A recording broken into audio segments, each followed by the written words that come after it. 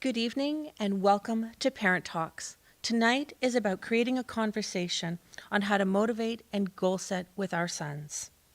My name is Monica Morris and I am this year's Parent Talk Coordinator.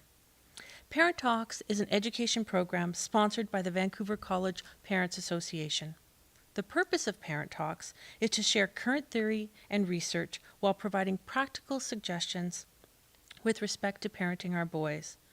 To maximize the benefit of this program, you're encouraged to ask questions, share your experiences, and contribute to the conversation. This is an opportunity for us as parents to support each other in the amazing task of raising fine young men. The structure of today's Parents Talk will have Mr. Trentadue address the topic of motivating and goal setting with our sons, and then he would like to open up the floor for comments and questions. You will see that there is a chat feature included in this online platform, and I encourage you to write questions as you think of them. Don't wait for Frank to ask if there are any questions. Feel free to put comments and questions as they come. Once Frank has concluded the formal parts of his presentation, we will then engage in a conversation, and I'll be sure to share your questions and your comments with him. For any questions that might need further consideration or just longer for Frank to ponder on, he will post some additional thoughts on the Parent Talks page on VC's website. We're aiming to conclude tonight at 7 p.m., but feel free to continue the conversation as much as you'd like with Frank following. So who is Mr. Trentadue, this new administrator to Vancouver College? Well, he's a seasoned educator and a consummate professional with over 30 years of experience in teaching and learning. Vancouver College is blessed to have such a dedicated and experienced administrator join us this year to guide our sons' educational experiences and support us in the overall development of our young boys.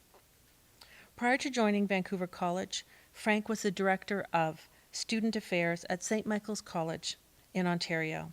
His studies in education and experience have focused on social and emotional learning and character education. Outside of his formal role, Frank has proven himself to be a kind and caring man with an exceptional ability to ask thoughtful questions and respond with kindness. I'm very much looking forward to learning from him ways to motivate and goal set with my son. So I hope you are comfy, just like I am, with a cup of tea or something stronger if you prefer, and are ready for an engaging conversation. Now, over to you, Mr. Trentadue. Thank you, Monica, for that introduction. I'm kind of humbled to hear some of the things that you spoke about. I'm thrilled to be in BC at Vancouver College. And I want to begin by talking about my journey and what brought me to Vancouver College. Firstly, I want to thank everyone so much for having me present this evening on the first edition of the principal series of the Parent Talks conversation with the parents of Vancouver College. It's an honor to be here and to have been so warmly welcomed into the VC community as the new assistant principal of the senior school. I want to also thank many of the parents who have emailed me since I arrived at Vancouver College, and I'm thrilled to be part of such a faith-filled community. As many of you know, I've made the decision to move to BC from Ontario. This journey is not something I would have thought I would be embarking on throughout my career. During my time in Ontario, I believed I had the dream job.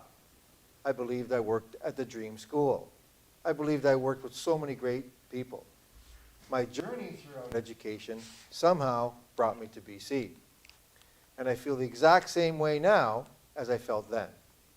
I now have the dream job, and I now work at the dream school, and I now work with so many great people. And so, my journey is constantly changing, as well as the journeys of all the kids that we work with. It's this ever-changing aspect of all journeys that keeps people motivated to do more. It's what drives people to be more. It's what drives students to belong to more. Each of the steps in everyone's journey provides satisfaction along the way, and in doing so, many many talents are developed. My disclaimer. I want to emphasize that I come to this conversation not as an expert. I come to this conversation as one who has seen a great deal in the education process. I come to this conversation as someone who has observed keenly the development of young men. I've not written any books, I'm not an expert, but I do have a great deal of experience. I read a lot about this topic, and as such, I want to share my observations with you. So right off the top, many of the slides that you're going to see are not my own, and I acknowledge the authors accordingly. My observations formed in my role as a parent, and I share some of these images with you as my role has developed over time. Here's a photo of me with my 2 sons. I have 2 more children at home, which I love immensely, but I just love this photo, and I share it with you. I come to this as a role as a teacher. Here's a photo of one of these students I've taught and I mentored over time. I come to you as a football coach, and I was thrilled last summer to be part of the VC football coaching staff during the junior training camp. I come to you as an athlete, having participated in many teams. And lastly, I come to you as an administrator. With all these roles, I've been able to formulate many, many observations about the development of young men, and I hope to share these observations with you tonight. And so the question that comes up at this point, why? Why are we talking about motivating and goal setting amidst this craziness that we're experiencing at this time? The world has seen a lot of change since the spring. It's become cliche to talk about the world as an unprecedented time, a challenging time, a time that's ever-changing, a time that is difficult for all. And yet here we are opening the school since the spring and talking about motivating your boys to succeed. The answer to that question to me it comes in the month of September. When it comes to the lives of the students that we work, my experience is that September provides that motivation spark that students need or students require. Somehow they might reflect on their previous year.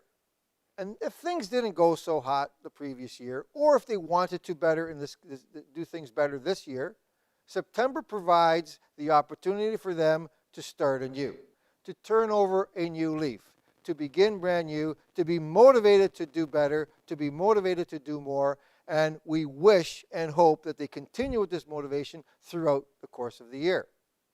However, my experience sometimes tells me that when their first assignments come in, or their first presentations come in, or their first tests come in, that motivation somehow dissipates. Our role as educators and your role as parents is to try and keep that spark alive, understanding that their intentions are always really, really good. And so I quote Pope Francis. The family remains the basic unit of society and the first school in which children learn the human, spiritual, and moral values which enable them to be a beacon and justice. As parents, your job in the education of your children is important. Focusing on qualities of goodness, integrity, and justice will ultimately develop wholesome and well-rounded people able to adapt and grow within an ever-changing society.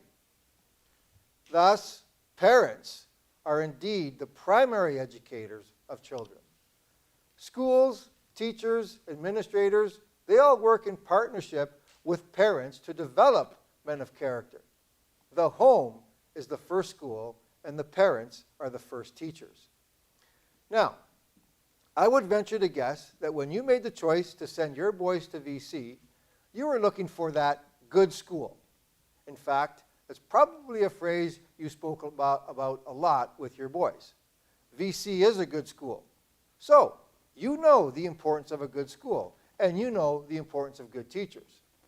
And as educators, we know the importance of a good home. The question is, what makes it a good home? The answer lies in how we can influence the children that we work with. A teacher affects eternity. He can never tell where his influence stops. Parents are as much their children's teachers as the teachers are at school. In fact, it's the home that provides the first classroom and the first influences. And I would venture to get that these influences are what remain intact in a student's life forever. Parents are more influential to their kids' education as they think that they think they are. They influence forever, and it never really stops. The environment parents give to their children means so much.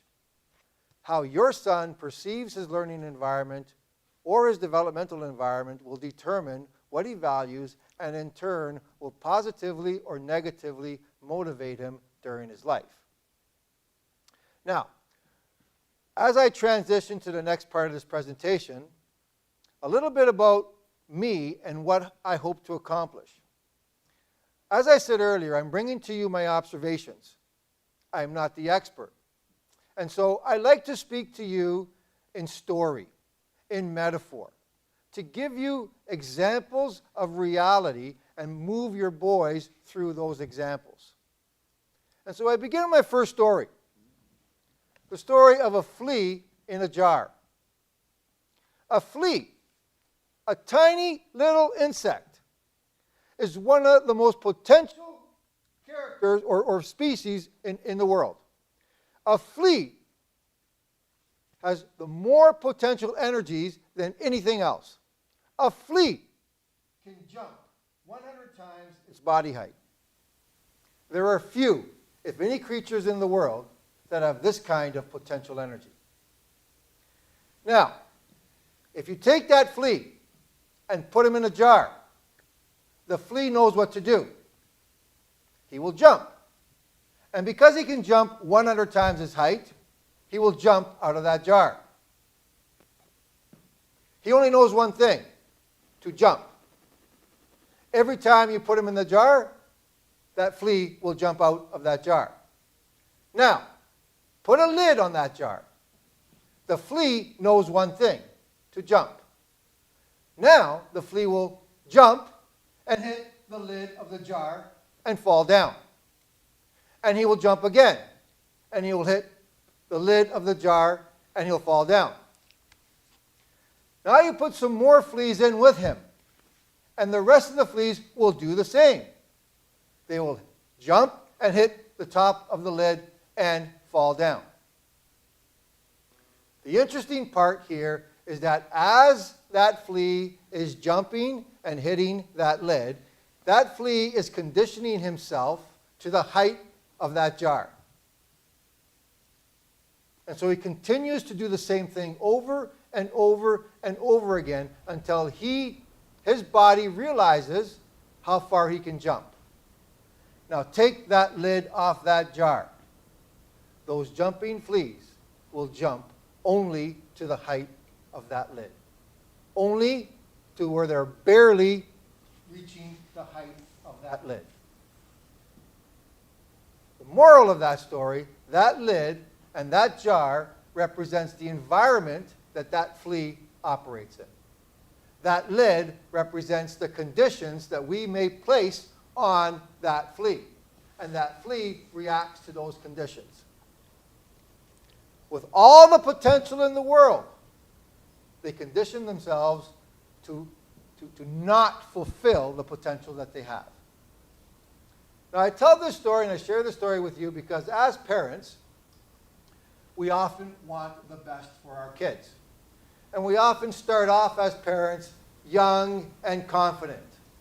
Our children will be important people in the world. Our children will be astronauts, or doctors, or lawyers, or business people, or professional athletes. And I always remember when I asked my son, as he was growing up, what he wanted to be and how he would do it. he said to me, I want to be a Star Wars Jedi. That's the time that I could put a lid on his jar, because we know that's not going to happen. That son is now a teacher at VC. That lid worked in that case, but it won't work all of the time. In any event, we do want the best. And we raise our kids with the idea that they can do anything they want. Then they grow. And somehow we start to put restrictions on them. Color inside the lines is a restriction. Rules start to take shape. We start to evaluate the skills or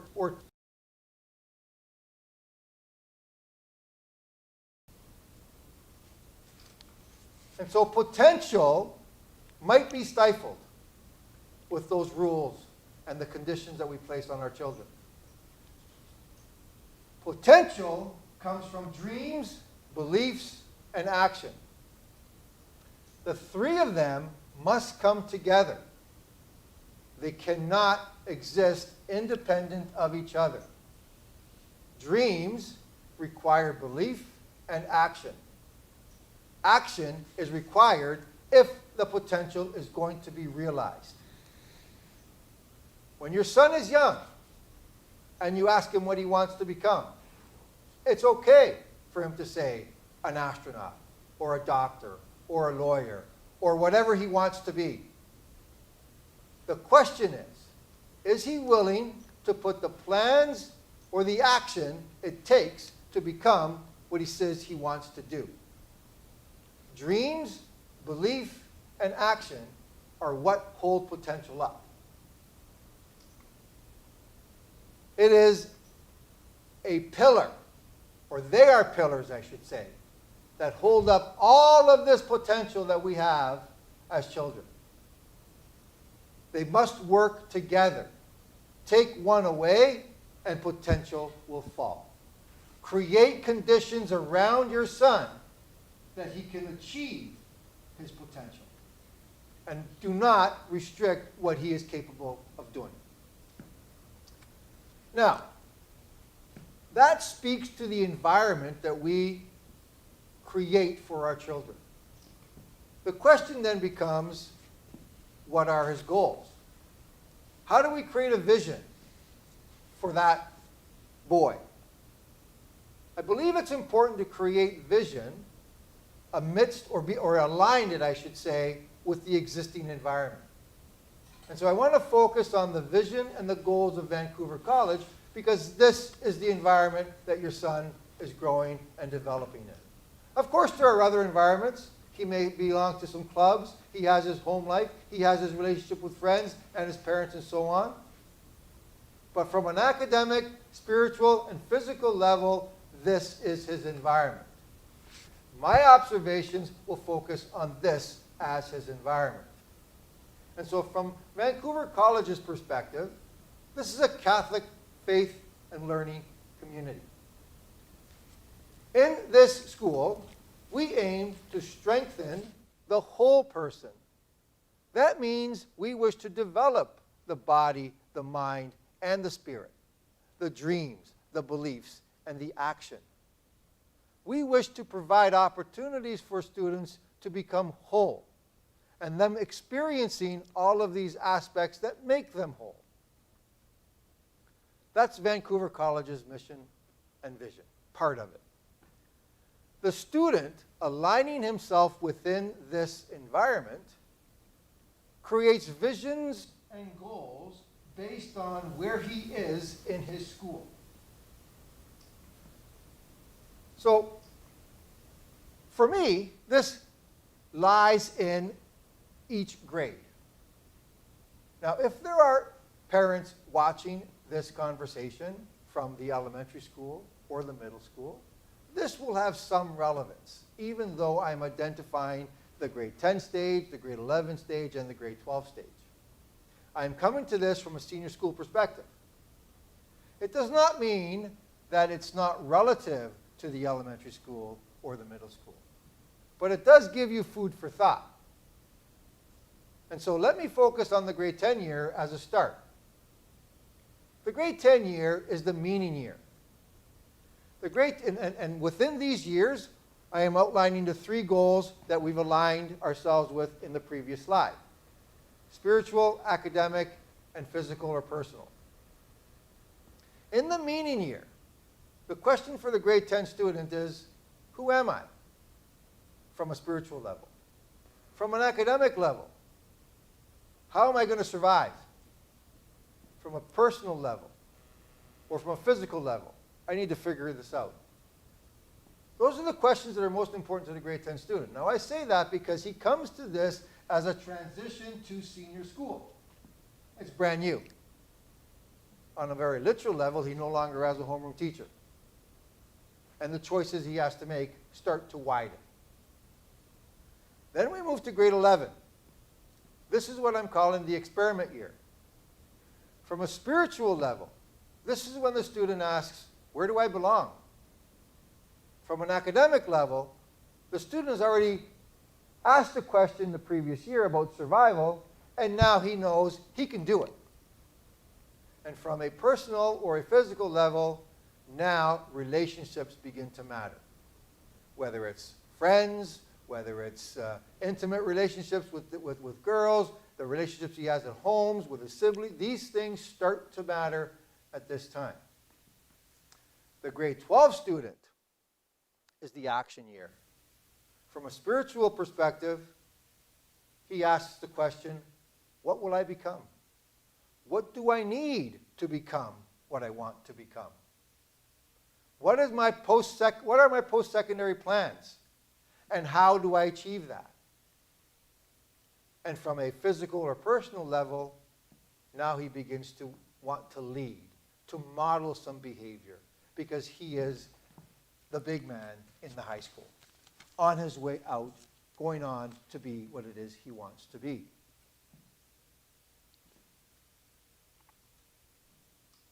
And so, what I've created for you at this time is an environment, an opportunity for you to discuss or have a conversation with your boys about as far as what are your goals? What are your visions?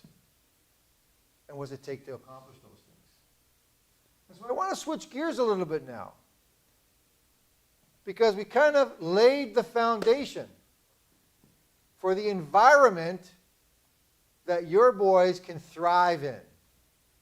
The idea, as they make their way through high school, is for them to thrive, not just survive, like the question we asked in grade 10. So now the question is, what does it take? And again, I like to speak in metaphors. And so consider this the time that you've taken your son for his first fine dining experience. You've made the reservations to a fine dining restaurant. What you've done is that you've set some time aside for that event. Those reservations are made, and you make your way to the restaurant. Once you arrive to the restaurant, you announce your attendance. In the same way, your environment is created, the student has a positive environment around him, and now it's his job to bring himself to the environment, to the table, to the classroom. Call it what you want. Thirdly, you're at the restaurant, you've arrived, you've made some time for this, you're seated. And the server will now bring to you the tools you need to have your meal. Your napkin is placed, the water is given, utensils are there, and the menu is distributed. Probably the critical point in this metaphor, because that menu represents all of the choices that are available to your sons. And in this world, those choices are many. How your son navigates through those choices will determine how successful he can be. And so we go back to the restaurant, and he reads the menu, and he places the order. Now it's a waiting game. Much in the same way as a student brings himself to class, to grades, to subjects, and so on. He brings himself there, puts in the order, now he waits to receive it. Go back to the restaurant. Once he receives his order, he enjoys it. It's something that he wanted, he chose it, he enjoys it. Much in the same way that when he receives what he likes at his school, or whatever it is he's doing, he enjoys it. Now that dinner is over, the one thing left to do is probably the most important and hardest thing to do. Because as he's enjoyed that meal, and you're proud of the fact that he enjoyed that meal, and you're leaving that restaurant, he has to now pay the price. You have to put in the work to do what it is you enjoy. That's really what it takes. That is on your son. You have provided the environment. You have provided the meal. You've provided the space, the time, and so on. Your son provides his effort, his industriousness, his work ethic, his commitment. These are all of the things that he owns as far as his own education or his own goals and vision and so on. So when we ask the question, how do you motivate your son to succeed or to fulfill his potential, you do it by creating an environment for him and permitting him to do what he wants to do. And so now I would suggest that the first thing you have to permit him to do is to feel. Permission to feel is a very important aspect of motivating your son to succeed. Now, I say this as I quote a book called Permission to Feel by Dr. Mark Brackett, who runs the Ruler Institute at Yale University. Permission to feel means that you permit your son to recognize his emotions, to understand his emotions, to label his emotions, to express his emotions until he ultimately gets to regulate all of those emotions.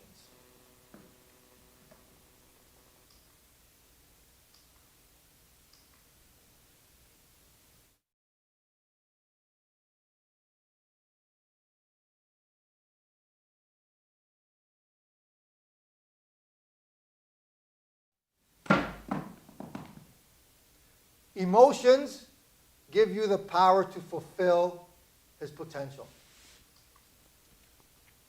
Recognizing emotions means he has to check in with his body and his mind. Understanding his emotion means he needs to understand what's causing stuff around him. Labeling his emotions means he must be specific about how he feels. Expressing his emotion means understanding the vocabulary and talking it out. And then finally, probably the most important part, is regulating it. This is a presentation of the best self. Permission to feel. Feelings impact the lives of everybody in 5 important areas. Feelings impact one's learning, decision-making, relationships, health, physical and mental, and ultimately creativity. In other words, A student who feels good is a student most apt to learn. A student who is happy is a student most apt to succeed. The student who is sad or miserable or angry or disgusted or upset will find it hard to come to school and learn. Those are the students that teachers have to navigate themselves through. Those are the students the teachers have to suggest the same thing that I'm suggesting to parents and permit the children to feel what it is they feel. Do not underestimate the power of these emotions. There are 8 primary emotions which are the basis for all others. And they're grouped under these 4 areas, or opposites, I should say. Joy and sadness, acceptance and disgust, fear and anger, surprise and anticipation. Only 8 primary emotions, yet it is generally known that there are over 2,000 words in the dictionary associated with emotions. With 2,000 words associated with one's emotion, we know that this creates a complex labeling system for all of us. I think our job as parents and educators is to permit that child to understand and label these emotions until he ultimately expresses them so that he can make the right decisions about what he wants to do. Not an easy task, and one that will evolve over time. So, tip number 1, as far as how to motivate your son, would be permit him to feel. Next, I use a book called Essentialism by Greg McKeown. And here, I focus on a chapter where we want to give our children permission to play. A little nonsense, now and then, is cherished by the wisest men. Roald Dahl. You might think it's funny that I focus on permission to play when earlier I said it takes hard work. It's contradictory on the surface, but beneath the surface, very significant. Because play is natural and instinctive. When your boys were children, it was natural for them to play. It was natural for them to play with you. And it was natural for them to understand that simple game of peekaboo and so on. And then when they grew a little older and you played peekaboo and they wanted more, their reaction was, give me some more. More play. And in that play, you were teaching your children about growing, even though they were playing. Now, the other thing I want to talk about is where school comes from. School and play, can we put them in the same sentence? Well, of course we can. Because school actually comes from the Greek word skole, which means leisure. Again, earlier I said it takes hard work, and here I am saying permit to play. Very important to understand the polar opposites in this idea. Imagination is the source of human achievement. Many of the great inventions in the world started through someone's imagination. This comes from play. Play means to do for joy, not a means to an end. I mean, in a perfect world, in an ideal sense, if your boys enjoyed coming to school, enjoyed participating in all of the things that they participate, enjoyed all of their courses, I would venture to guess that they'd be successful in all of those areas. Play makes us inquisitive and more engaged. That student who is enjoying his experience will be engaged in what he is learning. And then finally, play presents us with an antidote to stress. Now, I don't think I have to emphasize the importance of a stress-free environment. Stress can get in the way of a lot of things. When this child comes to school or any of his activities in a stress-free way, again, chances are he will succeed. And so our job as parents is to permit him to play so that he can be engaged and inquisitive and imaginative and stress-free. That's the environment that takes the lid off the jar for your son. Play has the power to significantly improve everything, from personal health to relationships to education to organization, ability to innovate. It leads to brain plasticity, adaptability, and creativity. Nothing fires up the brain like play. What a perfect environment to learn in.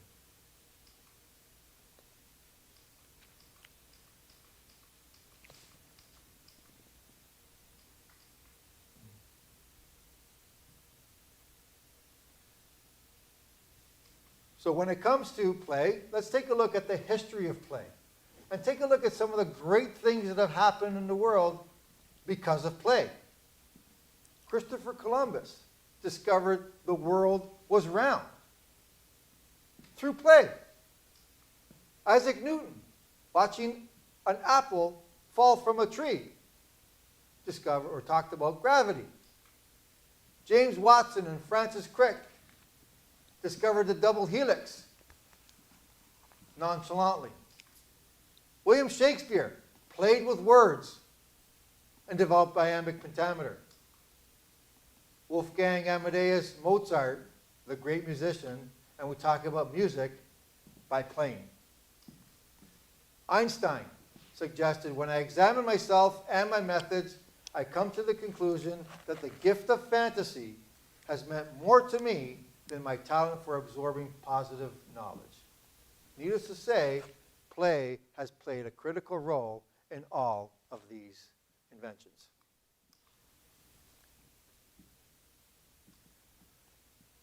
Play doesn't help us to explore what is essential. It is essential in and of itself.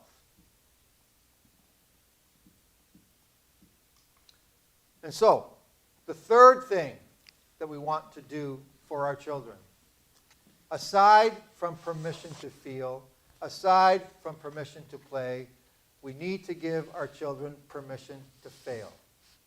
Each of us fails from time to time.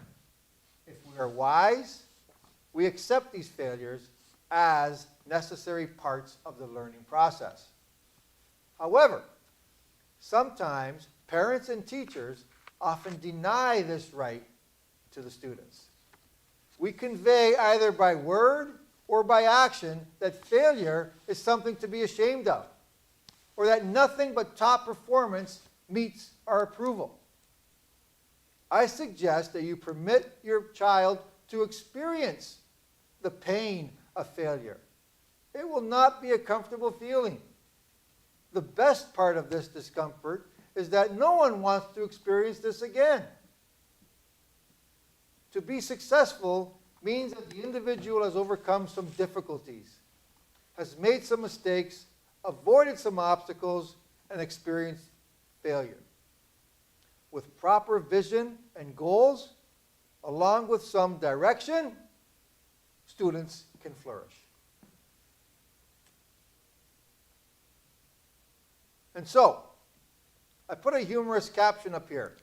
A child brings his report card to the parent. Perhaps this would on your own life rather than living vicariously through mine.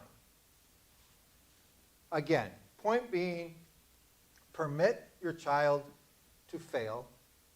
Permit him to understand adverse conditions. Permit him to learn from those experiences. These create sources of resilience. Having to deal with the permission to fail means you are teaching your child how to be resilient. Sources of resilience come in the form of I have statements. And so this is the environment as far as resilience is concerned that you can present to your child. Children need to understand that they have people around them who love them no matter what. That they have people who can set limits for them. And they know when to stop before there is danger or trouble. That they know they have people around them who show them how to do things the right way by how they do things, not just by telling them how to do it. They have people around them who want them to learn, and have people around them that want them to do things on their own. That they have people around them to help them when they are sick, or when they are in danger, or when they need to learn. It's a support system. The next source of resilience is I am. This is the student's perception that he needs. He understands, I should say, that he is created in the image and likeness of God. That there is nothing wrong with him, ever. That people will like him and love him no matter what. He has to understand that he is glad to do nice things for others, and he's glad to show concern. He is respectful of himself and others. He is willing to be responsible for what he does. These are all things that present him with a confident and sure way of knowing things will be fine.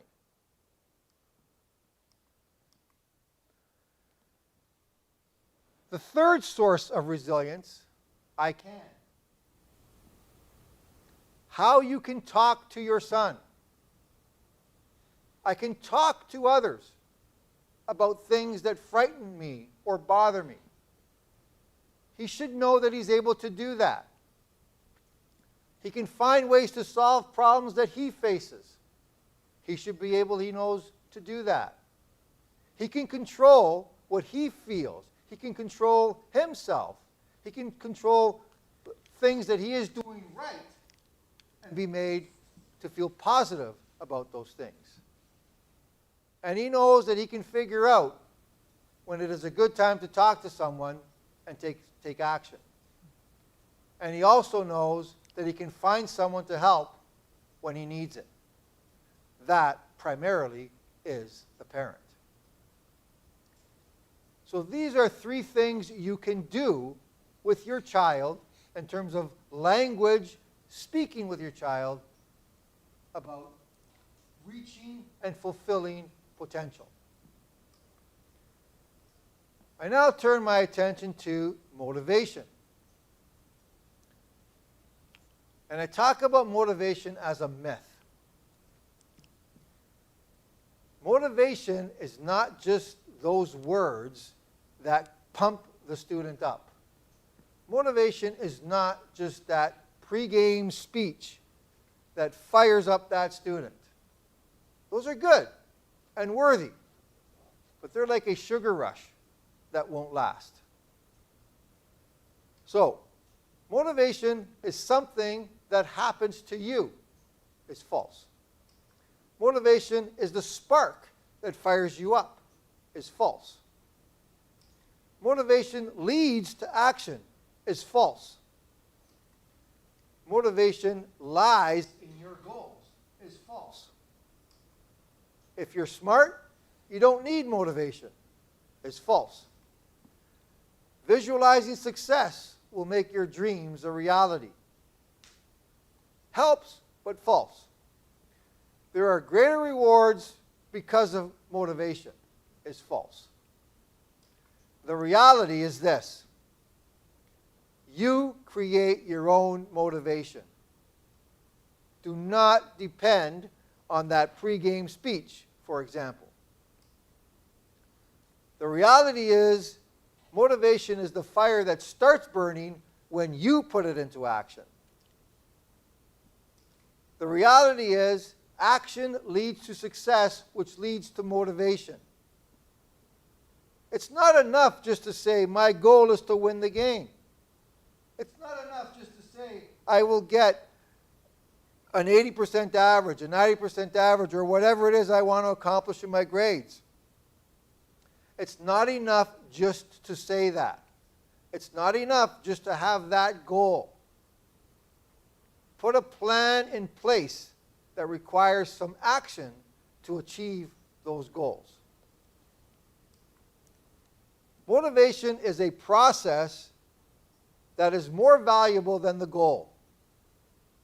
There's more to learn on the boy's way to achieving success than there is in having that goal of success. Everyone needs motivation because it is the fire that sparks and keeps going. Hard work and working smartly make dreams real. You can't sugarcoat that. All of this will create intrinsic motivation in your son, which is valuable enough. He will start to enjoy what he's doing, be good at what he's doing, and value what he's doing intrinsically because it makes him feel good.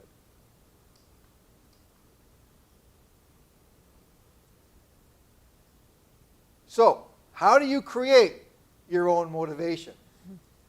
It takes a certain sense of industriousness. There's no magic formula. It's not just that spark, as I said earlier. It means you have to put in the effort. It means you have to look for work. Those times, for example, when you think you're finished your homework, is there anything else you can do? Does it have to be related to book work? Or can I find something relative to my development and my growing and so on? That's working smartly. And you will improve. And you will make progress. And make no mistake about it. With progress and improving, people feel good. And when people feel good, they're motivated. So, motivation feeds on the satisfaction of seeing yourself make progress. Success depends on the process. Just having a goal, as I said earlier, is not enough. It takes work. Action, success, and motivation together make potential. Everyone's personal potential is a journey to discover. To find the journey's end in every step is wisdom. And so, as a student grows and develops, what is it that he can focus on as far as the action it takes or the motivation that's required? The answer lies in his interests, his skills, and his values. What do you like? I would suggest like many things. What are you good at? I would suggest be good at a lot.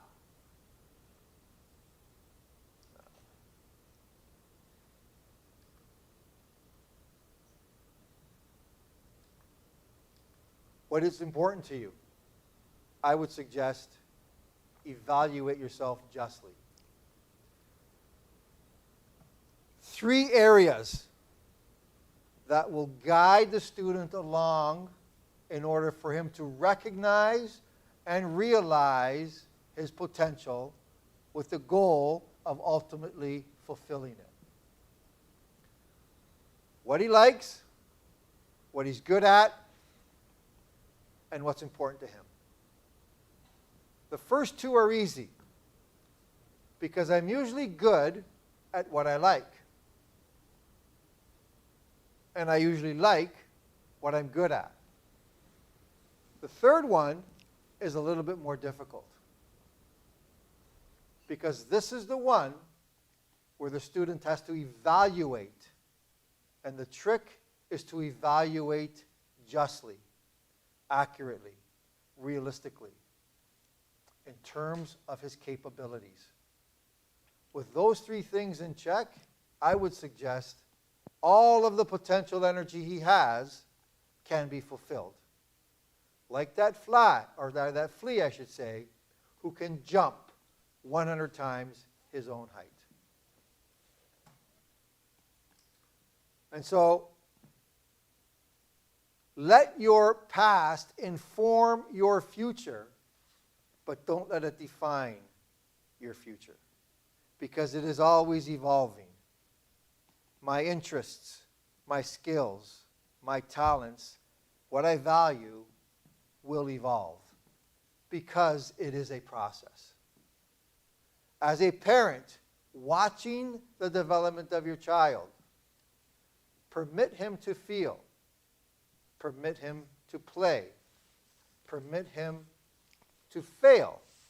And in so doing, he will be developing interests, skills, and deciding on what is valuable to him. And that is what will create motivation. I would suggest for your son to be an and person. And I go back to one of my earlier slides when I talked about the observations that I bring to a conversation like this, where I come to you as a parent and a teacher and a coach and an athlete and an administrator. An and person likes a lot, is good at a lot, and evaluates justly as far as balancing his life and so on. It's a process. It's not as easy as it sounds. And the difficulty lies from a parent's perspective, where we want a tip sheet on how to handle various situations. And so I end with some of the questions that were inputted in the form that was sent home. Question number 1, how do you encourage boys to do their homework on a schedule? A schedule that is right after school, so he gets it done and he can do recreational activities afterwards. Intentions are great on the drive home, but once home, there seems to be so many distractions. It's a good question. Is there a specific answer to that question? I don't think so. I think the answer lies in the foundation that we lay for our boys. And it's a process, and it happens over time. If that boy understands what his interests are, what he's good at, what he's passionate about, my guess is that he will do what he's asked to do in a timely manner. I'd also suggest here, is it so important that he finish this homework as soon as he gets home? Yes, he wants to fulfill all of his other activities afterwards. But we also talk about self-care. I'd venture to guess that the day is a long day for some of these boys. In a COVID world, there's not a whole lot of time that they have to themselves to play and socialize at school. I think it's important to do their work. I am not dispelling the importance of hard work. But I think we cannot be good to the work, if you will, if I'm not good to myself. And so I take this scenario with a grain of salt and suggest lay the foundation, present an environment where this boy can see himself be passionate in, and my guess is that he will do what he's asked. The next question Our son is new to VC. He's an excellent tromboner. He had been in both school band and jazz band for 2 years in his previous school. On a different side, he's a die-hard football fan. He's currently on the VC grade 8 football team. We've tried all we can to convince him to join the VC jazz band. He's afraid that he'll be overloaded on top of academics, football, and other activities. As parents, it's a real shame to see him let go of music. He used to love it. We're running out of ideas. Anything will be appreciated. Again, there's not one single answer to this kind of a question. I think the irony lies in the fact that in this particular case, the boy loved music at one point, a passion of his, and he's given it up to pursue what we're going to suggest is another passion. Now, I'm suggesting that that's kind of in line with the theory that I was presenting as far as following one's interests, skills, and values. But it also suggests that the world is cyclical. He may come back to it. Is it important to do it right now? If it is to him, he will. So I ask, is it more important to the parent, or is it more important to the boy that he continue with the music? If he's passionate about it, I think he will come back to it. But I also think that he's willing to express himself, give him permission to express his emotions, by trying something different. Now, the older he gets, the more he gets knowledgeable about what he's good at and what's important to him, and that might direct him back into music. As far as a conversation you might have with your boy, I would focus on one of the last tips that I gave in terms of trying to be that and person. Because you can do both. You can be in the band and be a football player. But I think you have to balance yourself as well. That scenario might not be for everybody, but it is certainly possible. How can I empower my son to self-regulate screen time? Probably a very common question on many parents' minds. I think the answer to this question lies in the self-regulation piece. And if I'm going to draw on some of the content of the presentation that you heard, I would draw on that slide where I suggested to give your child permission to feel. And that requires a bit of an education about his emotions. Because when he's able to recognize, understand, label, express all of those emotions, I think he's in a better spot to regulate what he needs to do and make the appropriate decision. Now, that's not going to happen overnight, and that's not going to happen in one conversation that you give your child where you say, I give you permission to feel, so get off the screen. This is an evolution. It's an education, and it doesn't happen overnight. But what I'm talking about in terms of environment and atmosphere and support is an environment that does require a little bit of patience and a lot of education, I should say. Present him with this. Be consistent with it. My guess is that he will succeed. Thank you for your time. I'm thrilled to be part of this community. I hope I was able to answer some of your concerns. And I wonder if I have any other questions that were brought in through the chat box. So we have an engaged group, although we haven't seen too many questions coming forward at this particular time. But I would suggest that, Mr. Trentadue, you've basically touched the tip of the iceberg. You're getting us now thinking about this notion of goal setting and motivation and what it takes for us as parents to work in collaboration with school to see our sons succeed in these areas. So I thank you for opening the conversation and basically beginning that conversation with us today. I opened by speaking to the fact that I feel very blessed that we have Mr. Trentadue with us now at Vancouver College. And I think I'm going to close in the same way, having now seen the comments about how wonderful this presentation has been, the insights that Mr. Trentadue you're sharing with us right now.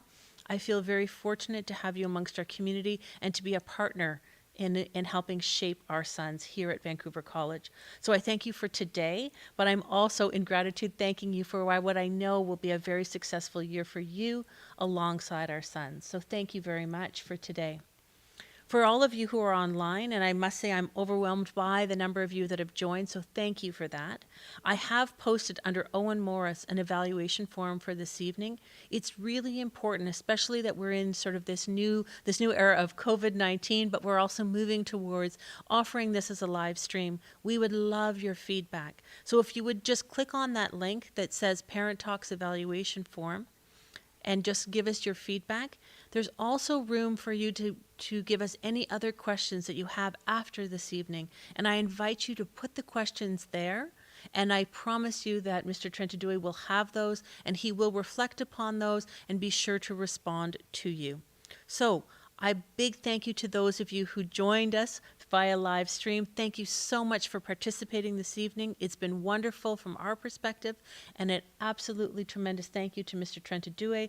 I'm sure you're all clapping at home where you're nice and comfy. But as I say, this is just the tip of the iceberg. The conversations have just begun. Thank you and have a wonderful evening.